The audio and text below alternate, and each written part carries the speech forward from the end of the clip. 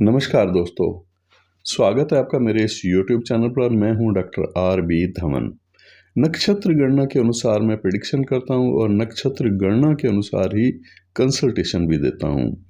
मेरे को लगभग 30-35 वर्ष हो गए हैं ज्योतिष की प्रैक्टिस करते हुए, और मेरे YouTube चैनल के माध्यम से आप समझ सकते हैं कि नक्षत्र गणना किस प्रकार से एक्यूरेट होती है। नक्षत्र गणना राशि की तुलना में या भाव की तुलना में बहुत ज़्यादा सटीक फलादेश देने वाली होती है, तो नक्षत्र गणना पर मेरा ज़्यादा विश्वास है। आज हम 2 कुंडलियों का विश्लेषण करने जा रहे हैं, और वो है पति और पत्नी की। मामला है संतान ना होने का। संतान ना होने का कारण ढूंढेंगे, और संतान अगर होगी तो कब होगी, संतान होने का योग है भी या नहीं, और कमी किस में है, पति में है या पत्नी को ज़रूरत है इलाज कराने की, या पति को इलाज कराने की ज़रूरत है, तो ये भी देखेंगे। तो चलिए शुरू करते हैं। ये मकर लगन की कुंडली है पति की।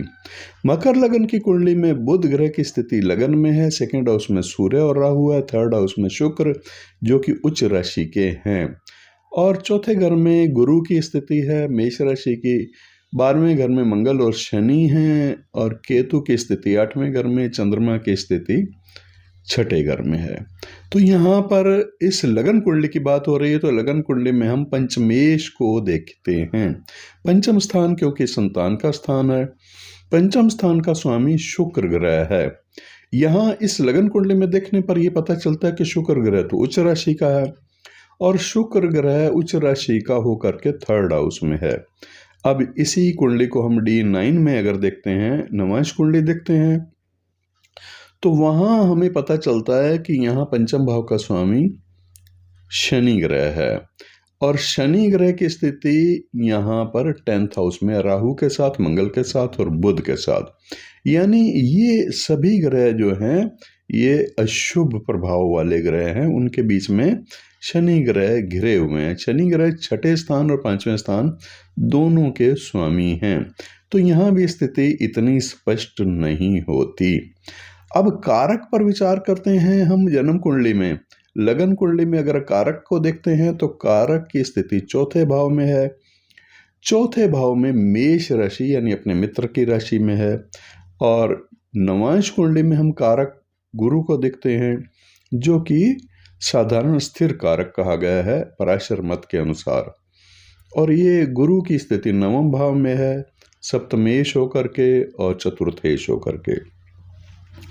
तो यहाँ संतान ना होने का कोई विशेष कारण दिखाई नहीं देता। अब इसी कुंडली को अगर हम देखते हैं नक्षत्र गणना के अनुसार, तो आइए इस कुंडली को कैसे देखेंगे इस पर विचार करते हैं। यहाँ पर हम सबसे पहले ये देखेंगे कि संतान का कारक कौन है। संतान का कारक ग्रह शनि ही है। इस कुंडली में शनि संतान कारक हैं, जैमिनी मत के अनुसार हम यहाँ विचार कर रहे हैं, और शनि ग्रह की स्थिति साधक तारा में है इस कुंडली में। और फिर शनि ग्रह की जो अंतर्दशा चल रही है, महादशा भी शनि ग्रह की, अंतर्दशा भी शनि ग्रह की 2025 जून से स्टार्ट होकर के 2028 जून तक रहेगी। शनि में शनि की महादशा में अंतर्दशा। अब हम शनि ग्रह पर विशेष रूप से फोकस करेंगे, तो हमें यह दिखाई देता है कि शनि ग्रह जो कि संतान का कारक है, ये इस कुंडली में 12वें स्थान में मंगल के साथ स्थित हैं, और शनि ग्रह लग्नेश भी हैं, 2nd हाउस के लॉर्ड भी हैं। मंगल के साथ स्थित होना और अपने बृहस्पति ग्रह की राशि में स्थित होना 12वें भाव में, ये इस कुंडली में शनि पर दोष है, यानी शनि पीड़ित हैं मंगल ग्रह के साथ होने के कारण। शनि और मंगल की आपस में घनिष्ठ शत्रुता है। यहाँ D9 कुंडली में आप देखिए, D9 कुंडली में भी आपको दिखाई देगा, नवांश कुंडली में भी शनि और मंगल, और फिर करेला और दूसरा नीम चढ़ा। यहाँ क्या है, राहु की स्थिति भी है, मंगल की स्थिति भी है शनि के साथ, और बुध भी अशुभ होकर के यहाँ अशुभ ग्रहों के साथ होने के कारण है। तो ये स्थिति चारों ग्रह जो D9 में 10th हाउस में बन रही है, ये जेमिनी चर कारक के अनुसार जो कि शनि संतान का कारक है, तो उसमें शनि पीड़ित है। शनि लगन कुंडली में भी देखें तो पीड़ित है, यहाँ भी पीड़ित है। अब शनि ग्रह अगर पीड़ित है तो शनि ग्रह की स्थिति अगर हमें दिखाई देती है जो पुत्र कारक हो करके है और ये पीड़ा में है शनि ग्रह, तो यहाँ हम आगे चलते हैं। इसी कुंडली में हम विचार करेंगे कि शनि ग्रह जो हैं वो क्षेम तारा नक्षत्र के स्वामी भी हैं और शनि ग्रह की स्थिति इस कुंडली के अंदर साधक तारा में भी है। तो साधक तारा में होना भी अच्छा है, संतान सुख की ओर संकेत मिलता है। और इसी तरह से शनि ग्रह अगर क्षेम नक्षत्र के लॉर्ड हैं तब भी संकेत संतान होने का मिलता है। तो इसमें प्रॉब्लम क्या है, परेशानी क्यों है, इनकी तरफ से परेशानी है या किसी इनके वाइफ के कारण से परेशानी है, तो इसको हम ध्यानपूर्वक अगर देखते हैं तो हमें ये पता चलता है कि इस कुंडली में यहाँ देखिए आप, यहाँ शनि ग्रह की जो दशा है वो भी आर्थिक दृष्टि से या सामाजिक दृष्टि से, पारिवारिक दृष्टि से बुरी बिल्कुल नहीं है। शनि ग्रह की अंतर्दशा में कोई परेशानी नहीं है। इस कुंडली के अंदर हम सप्तमांश भी देखेंगे। सप्तमांश को क्यों देखा जाता है? संतान के मामले में सप्तमांश को भी देखा जाएगा। तो सप्तमांश कुंडली में पंचम भाव का स्वामी कौन है? शुक्र ग्रह है। शुक्र ग्रह की स्थिति यहाँ मंगल और केतु के साथ सेकंड हाउस में है और शुक्र ग्रह इस कुंडली में योग कारक भी है। शनि ग्रह जो कि संतान का कारक था, संतान का कारक था जैमिनी मत के अनुसार, जहां हम जैमिनी को लेकर के चल रहे हैं, तो शनि ग्रह की स्थिति सेकंड हाउस और लगन का लॉर्ड होकर के लगन में ही है। यहाँ अब एक गणना, यहाँ हम इस नतीजे तक काफी हद तक पहुंचे कि संतान का योग तो है, लेकिन संतान ना होने का कारण क्या है इसको ढूंढते हैं। तो यहाँ हम आते हैं बीज स्फुट। बीज स्फुट एक ऐसी गणना है जिसमें हम सूर्य, शुक्र और बृहस्पति के अंशों को लेते हैं, इनके अंशों को लेकर के, राशि अंश कला को लेकर के, और फिर इस गणना के अनुसार हम बीज स्फुट करते हैं। यानी उस पुरुष के अंदर संतान उत्पन्न करने की शक्ति है या उसमें कोई परेशानी है, कोई कमी है। तो यहाँ हमें पता चलता है कि ये बीज स्फुट गणना करने के बाद यहाँ का जो जोड़ है, यानी सूर्य, शुक्र और बृहस्पति के राशि अंश कला विकला का जो जोड़ है वो 10 राशि 12 अंश 30 कला है। तो स्वाभाविक है कि ये कुंभ राशि में पड़ता है। अगर ये कुंभ राशि में पड़ता है तो विषम राशि कहलाती है कुंभ राशि। तो कुंभ राशि विषम राशि कहलाने के कारण संतान संबंधी क्षमताएं इस पुरुष के अंदर हैं, ये एक इंडिकेशन है। अब इसी को हम नवांश में भी चेक करेंगे। यानी ये जो निकला है 10 राशि 12 अंश 30 कला, इसका नवांश कहाँ पड़ता है? नवांश सम राशि मकर में होने के कारण संतान प्राप्ति का योग नहीं बनता और कुंभ में पड़ने के कारण संतान प्राप्ति का योग बनता है। इसका मतलब इस पुरुष के अंदर 50% वीकनेस है, कमजोरी है, किसी न किसी प्रकार से चिकित्सा की इनको आवश्यकता है। चिकित्सा करवाने से अवश्य ये मसला हल हो जाएगा, क्योंकि संतान प्राप्ति का योग हर दृष्टि से हमने लगन से भी देखा, D9 से भी देखा, सप्तमांश से भी देखा और आधा 50% हमें बीज स्फुट से भी दिखाई दिया। तो संतान प्राप्ति के बारे में हमारा जो निष्कर्ष निकला, इस कुंडली का, पुरुष की कुंडली में संतान प्राप्ति का योग अक्टूबर 2026 से आरंभ हो रहा है। ये गणना कुछ गोपनीय है, मैं इसको यहाँ स्पष्ट नहीं करूँगा, लेकिन अक्टूबर 2026 से आगे आने वाले 1 वर्ष तक में संतान प्राप्ति का योग इनकी कुंडली में बन रहा है। संतान प्राप्ति संभव होगी थोड़े से उपाय करने से और थोड़ा सा औषधीय यानी डॉक्टरी चिकित्सा करने से, तो ये संभव है, कोई इसमें त्रुटि नहीं है। ये विश्लेषण हुआ नक्षत्र आधारित कुंडली का। अब इसमें रोहिणी नक्षत्र, ये इनका बहुत ही बेनिफिशियल नक्षत्र है। रोहिणी नक्षत्र के अगर ये पेड़ पौधे या वनस्पति को प्रयोग में लाएं तो ये इनके लिए बड़ा उपयोगी होगी। ये क्या करेगी, इनके हेल्थ को अच्छा करेगी। हेल्थ में अगर कोई दिक्कत परेशानी होगी तो उसको अच्छा करने के लिए ये बहुत मदद करेगी।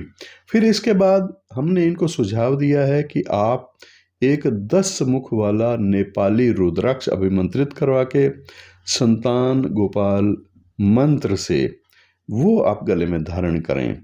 संतान गोपाल मंत्र एक ऐसा शक्तिशाली मंत्र है जिसमें संतान पीड़ा, संतान ना होने के कारण अगर कोई मानसिक रूप से ज़्यादा पीड़ित हैं पति या पत्नी, तो उनको बहुत हेल्प मिलती है। संतान प्राप्ति के मामले में काफ़ी देखा गया है इसका प्रभाव।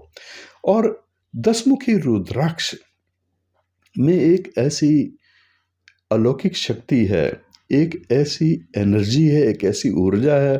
ये 10 मुखी रुद्राक्ष को धारण किया जाए इसी मंत्र से अभिमंत्रित करा करके तो संतान प्राप्ति का 50% भी योग अगर कुंडली में है तो संतान प्राप्ति की संभावनाएं बहुत बढ़ जाती हैं। तो ये दोनों चीज़ें इनके लिए लाभकारी होंगी। इनके लिए स्वास्थ्य में सुधार करना, उपाय ज्योतिषीय भी करना होगा और शास्त्रीय उपाय भी करना होगा। रुद्राक्ष इनको कहा है जामुन की लकड़ी या जामुन का पौधा, ये लगा लें अपने घर में गमले में, वो भी बड़ी मदद करेगा इनको संतान प्राप्ति में। फिर आर्द्रा नक्षत्र है। आर्द्रा नक्षत्र की हालांकि कोई आवश्यकता नहीं है। आर्द्रा नक्षत्र का बेनिफिट ये है कि ये बेनिफिशियल है और इस दृष्टि से बेनिफिशियल है कि आर्थिक रूप से कोई परेशानी इनको ना आएगी। इसके बाद ये आर्थिक रूप हो या शारीरिक, दोनों प्रकार से नीलम रतन भी धारण करने की इनको सलाह दी है। और नीलम रतन जो धारण करना है वो नीलम बैंकॉक का नहीं होना चाहिए। बैंकॉक का नीलम का मतलब ये है कि वो कोई प्रभावशाली नीलम नहीं होता। इनको श्रीलंका का नीलम पहनने का ही मैं सुझाव दूंगा, जो कि 5 से 7 रत्ती होगा और ये इनके लिए मानसिक शारीरिक सुख शांति में बड़ी मदद करने वाला होगा। इसको मध्यम अंगुली में शनिवार के दिन इनको धारण करना चाहिए। अवश्य जो समय बताया गया है ये मैं 100% तो दावा नहीं करता, लेकिन मेरे बताए हुए जिनका भी मैंने कुंडली विश्लेषण किया उसमें 80% मामलों में वो प्रेडिक्शन एक्यूरेट रही है। ये संतान प्राप्ति का योग 2026 अक्टूबर के बाद 1 वर्ष के अंदर इनको मैंने बताया है। देखते हैं आने वाला समय बताएगा। फिर मिलेंगे इसी कुंडली की चर्चा करते हुए 2026 के बाद। तो आइए इनकी पत्नी की कुंडली देखते हैं। इनकी पत्नी की कुंडली देखते हैं तो यहाँ पर मेष लगन की कुंडली है। ये मेष लगन में केतु 3rd हाउस में है, 5वें घर में गुरु और शुक्र की स्थिति है, 6ठे घर में सूर्य और बुध की स्थिति है, मंगल और चंद्रमा 7वें घर में, राहु 9वें घर में और शनि की स्थिति है 10वें घर में। शनि ग्रह मकर राशि में है। यशस नाम का राजयोग भी बना रहे हैं।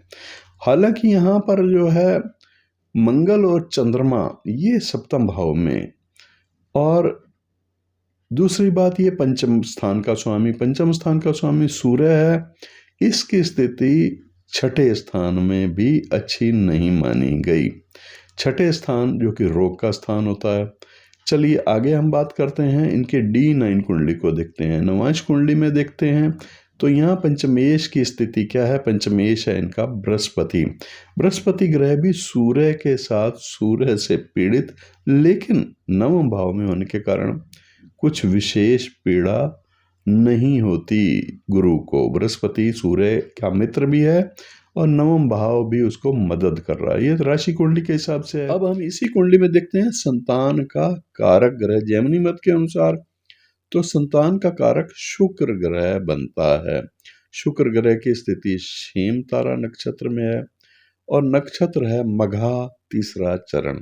मघा नक्षत्र के 3रे चरण में शुक्र ग्रह की स्थिति, शुक्र ग्रह का समय चल रहा है। इस समय पर शुक्र ग्रह 2023 अप्रैल से अंतर्दशा में है, बुध की महादशा और शुक्र की अंतर्दशा है, और ये रहेगा फरवरी 2026 तक। शुक्र ग्रह की स्थिति यहाँ पर अगर हम नक्षत्र गणना के अनुसार और आगे डीप देखते हैं तो शुक्र प्रत्येरी तारा का स्वामी भी है। प्रत्येरी तारा जो कि अच्छा नहीं माना गया, इसमें मुश्किलें आती हैं, रुकावटें आती हैं। अब इनकी कुंडली के कारण से रुकावटें हैं या नहीं, ये हमें देखना होगा। तो शुक्र ग्रह जो कि चर कारक है संतान के लिए, इस कुंडली में है सूर्य, जो इसकी स्थिति छठे भाव में लगन में है, 9वें भाव में D9 में है और गुरु के साथ है। आगे चलते हैं इसी कुंडली को लेकर के।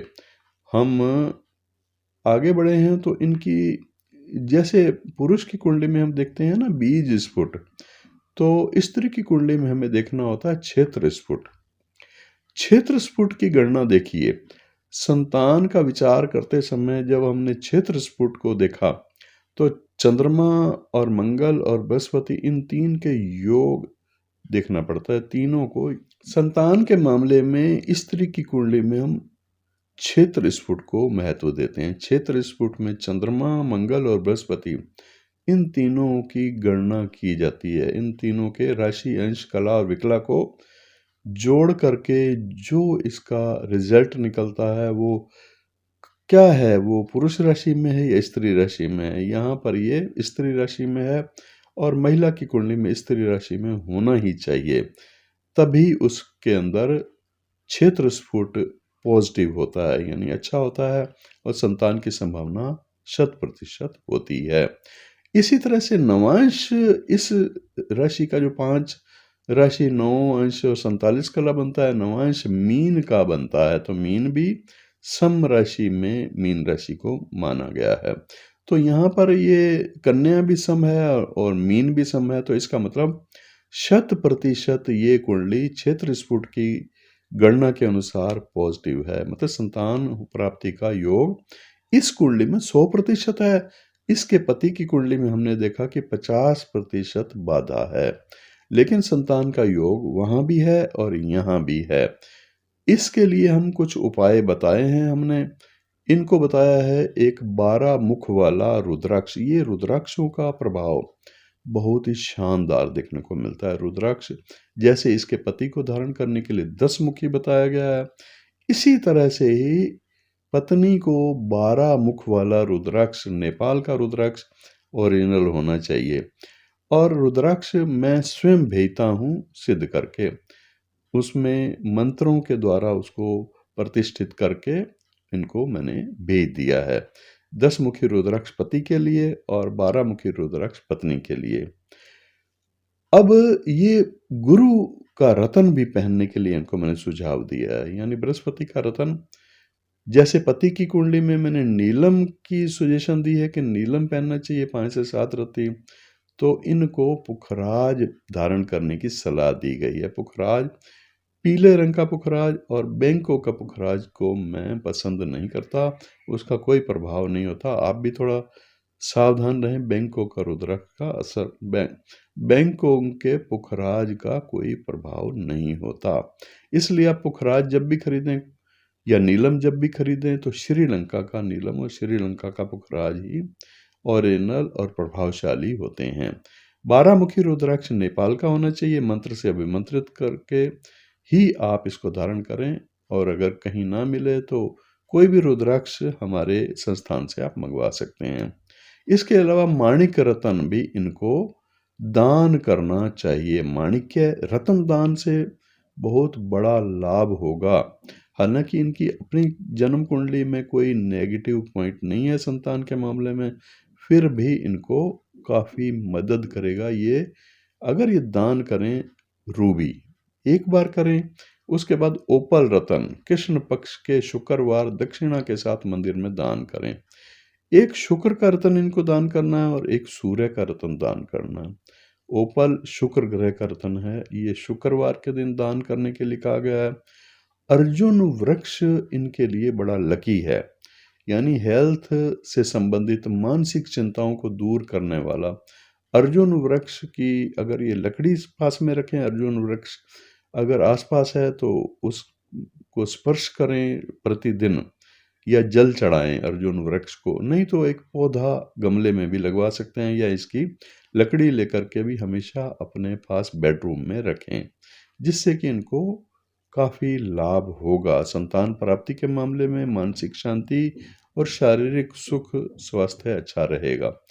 फिर इनका मौलश्री एक ऐसा इनके लिए वनस्पति होगी, क्योंकि इनका अनुराधा नक्षत्र बहुत ही लकी है और इनको आर्थिक मदद करवाने वाला होगा। नागकेशर इसका है, और नागकेशर भी ये रख सकते हैं, मौलश्री भी रख सकते हैं। मौलश्री की लकड़ी या नागकेशर, या फिर ये गमले में लगा लें, गमले में भी ये पौधा लग सकता है। और भाग्य रत्न के मामले में जैसा मैंने इनको बताया है कि आप पुखराज 5 रत्ती से कम नहीं पहनेंगे, येलो होना चाहिए। सोने में जड़वा करके पुखराज पहना जाता है तर्जनी उंगली में, और बृहस्पतिवार वाले दिन बृहस्पति ग्रह के मंत्रों से अभिमंत्रित करा करके। तो कुल बड़े ही सिंपल उपाय हैं जो मैंने बताए हैं इनको। पति के लिए एक 10 मुखी रुद्राक्ष और नीलम का सुझाव, और पत्नी के लिए एक पुखराज और 12 मुखी नेपाल के रुद्राक्ष को अभिमंत्रित करा के, ये सुझाव देने के बाद आज लगभग 10 महीने हो गए हैं इनको कंसल्टेशन लिए हुए, और 10 महीने बाद ये चिकित्सा भी की है पति ने, कुछ इनकी मेडिसिन भी चली हैं इनके पति की, और आज इनकी हेल्थ टेस्ट के बाद बिल्कुल शुक्राणुओं की संख्या पर्याप्त है। तो इसका मतलब ये हुआ कि जन्म कुंडली में अगर हम बीज स्फुट से पता लगाया तो ये चेकअप कराने पर बिल्कुल सही पाया गया। क्षेत्र स्फुट में कोई परेशानी नहीं थी, तो इनकी पत्नी में किसी भी प्रकार की फिजिकल प्रॉब्लम नहीं निकली। तो ये था कुंडली का विश्लेषण, और ये मामला था पति पत्नी का संतान के लिए। संतान आगे 2026 में मैंने बताई ही है, तो 2026 भी नज़दीक है, कोई दूर नहीं है। 2026 में जैसा कि मैं इनको लिखित रूप से दे चुका हूँ अपनी नक्षत्र गणना के अनुसार, कि संतान का जो योग है अक्टूबर 2026 से आरंभ होता है। तो इसका मतलब यह है कि हो सकता है जनवरी फरवरी में ये कंसीव कर जाएं। जनवरी फरवरी में अगर कंसीव कर जाएं तो अक्टूबर के आसपास या नवंबर में संतान होने की संभावनाएं समय बन जाता है। तो इस तरह से कुंडली का विश्लेषण में कोई भी समस्या हो, किसी भी प्रकार की समस्या हो, चाहे वो आर्थिक समस्या हो, चाहे पारिवारिक समस्या हो, नौकरी मिलने में समस्या हो, संतान में, आज के समय में शादी बच्चों की होने में बड़ी मुश्किलें हो रही हैं, कठिनाई हो रही है। शादी के लिए वर या कन्या मिलना भी कठिन है, और गुणों के साथ अगर हम मिलान करते हैं तो गुण भी, बहुत से लोग क्या करते हैं कि गुण मिला लेते हैं किसी भी सॉफ्टवेयर से, और गुण मिला लेते हैं, मांगलिक देख लेते हैं, लेकिन इतना भर देखना पर्याप्त नहीं है। देखने में ये आता है कि हमने तो गुण भी मिला लिए थे, गुण भी अच्छे मिले थे, मांगलिक दोष भी नहीं था, फिर क्या समस्या आ गई?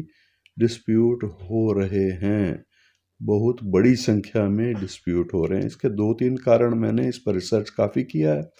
एक कारण तो ये है कि केवल गुण मिलाना पर्याप्त नहीं है, और मांगलिक ही देखना पर्याप्त नहीं है। इसमें योग तो देखे गए नहीं। उन कुंडलियों में जिनमें डिस्प्यूट हुआ, योग देखना सबसे ज़्यादा महत्वपूर्ण है। योग का मतलब यह है कि उनकी कुंडली में अगर डिवोर्स का योग है, अलगाव का योग है, तो गुण क्या कर सकते हैं? गुणों से रुकावट नहीं होती। गुण उनके स्वभाव के लिए हेल्प कर सकते हैं, लेकिन उनका अगर प्रारब्ध में ही लिखा हुआ है डिवोर्स या डिस्प्यूट होना, आपस में झगड़े होना, तो इसका मतलब ये है कि उनके योगों से पता चलेगा। जन्म कुंडली में बनने वाले योग ज़्यादा महत्वपूर्ण होते हैं। फिर कई बार ये होता है कि उनकी फिजिकल सेटिस्फेक्शन का मामले भी बहुत सारे देखे जाते हैं, या उनके जो रिलेशन हैं, अन्य रिलेशन भी निकलते हैं। तो इसको देखने के लिए बड़ी गहराई की ज़रूरत है। नक्षत्र गणना से डीप कैलकुलेशन के माध्यम से देखने की ज़रूरत है। तो मैंने कई मामलों में देखा है, बहुत से मामलों में देखा है कि क्योंकि मैं फ़ीस थोड़ी लोगों को ज़्यादा महसूस होती है। जो मैं फ़ीस लेता हूँ उसमें मेहनत भी उतनी ही होती है। फ़ीस ज़्यादा लगती है लोगों को, इसलिए वो कुंडलियाँ मिलाते हैं। मैं कई बहुत हो चुका है, कई मामलों में मैंने देखा है कि वो 10-5 कुंडली मिलाते हैं। अब कई बार तो पहली कुंडली अच्छी मिल जाती है, योगों की दृष्टि से, गुणों की दृष्टि से और मांगलिक की दृष्टि से तो मैं ओके कर देता हूँ। तो उनकी आज तक कोई शिकायत आई नहीं मेरे पास। और कई बार क्या होता है कि 2, 4, 5 या 10-10 कुंडलियाँ भी रिजेक्ट कर देता हूँ कि इनको आप मैरिज ना कीजिए इनकी। ये इनका आगे आने वाले समय में इस तरह की परेशानी हो जाती है, हो सकती है। तो ऐसे में वो फ़ीस ज़्यादा होने के कारण परेशान हो जाते हैं और वो किसी लोकल एस्ट्रोलॉजर या पंडित जी से, मंदिर के पंडित जी से कुंडली सस्ते में मिलवा लेते हैं। और मिलवाने के बाद होता क्या है कि शादी कर दी।